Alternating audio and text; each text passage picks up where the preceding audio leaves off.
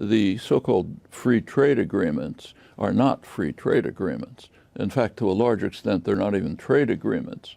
These are investor right agreements. There's a reason why they're kept secret from the public. And as soon as you look at them, you see why. Notice I say secret from the public, not secret. They're not kept secret.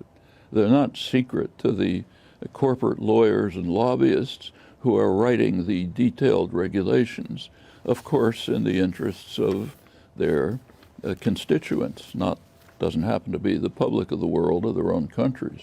So these are highly protectionist for the benefit of private power, so-called intellectual property rights, effectively raise tariffs. They're called patents, but which have an enormous impact on economies, wonderful for pharmaceutical and media conglomerates and others. Investors, corporations, are given the right to sue governments, something you and I can't do, but a corporation can, to sue governments for harming their potentially future profits. You can figure out what that means. And such cases are already in the courts they're not in the courts, they go to private trade adjudication groups made up largely of corporate representatives.